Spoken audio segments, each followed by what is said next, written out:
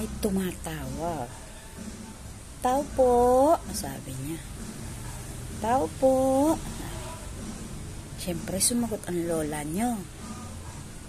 Bakit? Sabi. Nandun ako. Kaupo tayo dito, siyempre. Bakit? Sabi niya. Kakagising ko lang. Tingnan niyo naman. Sabi, pwede po magpa-repair? Ano yung ipapa-repair mo? Sabi ko, ito po, yung ano po, yung uniform ko po. Ay, patingin nga. Sabi ko, di, buklat ko, ganyan, ano. Ano ba gagawin dito? Sabi, papaliitan lang po ito, itong slacks po, itong pinaka-ano niya. Tapos, ito pong blouse niya, liliitan din po. Tapos, biglang tanong ka. Pwede pong kuhanin ko din po ngayon?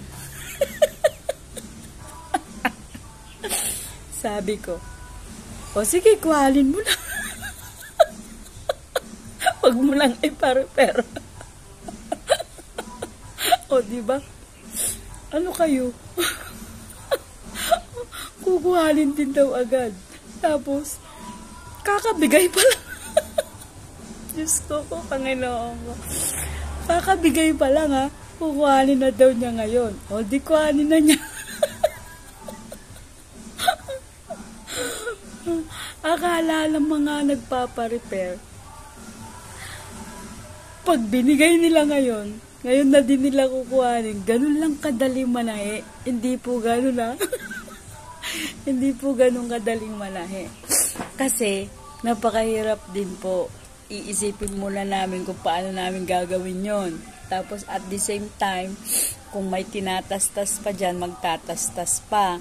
At unang-una, hindi lang yun yung tatahiin namin. Kasi may nauna pa nakapila sa'yo bago ikaw, di ba? Ay, makakagising ko pa lang eh. May stress tayo agad, no? Parang, nagilamos pa lang ako niyan. Sumupo ako dito. Ayun lang. Tapos, akala niya, ganun lang kadali yun. Pinakuha ko na kaagad. Ayaw ko na mag-repair na kanya. Diba? Ganun yun. Kapag nagpapa-repair po kayo dito sa akin, kailangan po, magbigay naman po kayo ng allowance. Pag binigay niyo po ngayon yung damit, bukas o sa isang araw niyo po kukuhanin. Hindi po agad makukuha. Sabi niya, kakabigay pa lang. Pwede pong makuha ngayon. O sige, kuhanin mo na. Binigay ko na. O, diba? Para wala na siya.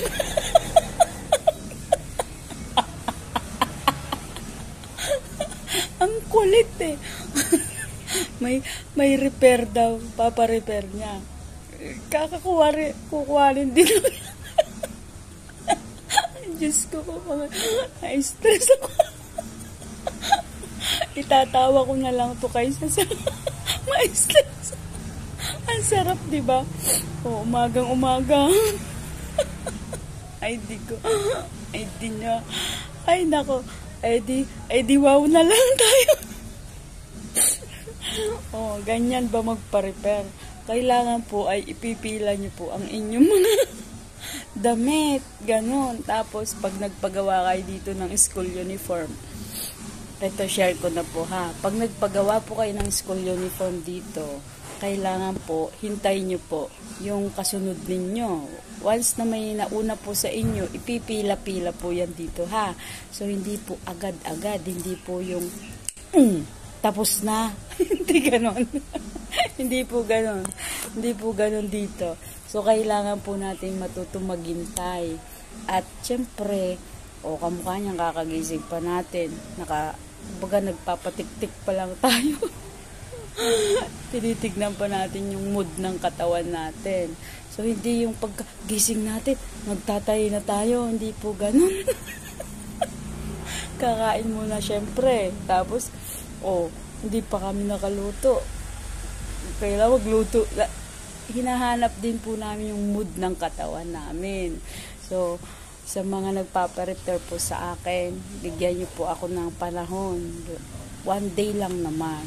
1 day to 2 days, depende kung ano po yung ipaparepair ninyo. Kung magpaparepair po kayo ng medyo may tinatastas pa, ay hindi po isang araw yan. Ganun po ha. Okay? So, ayun lang. Happy morning!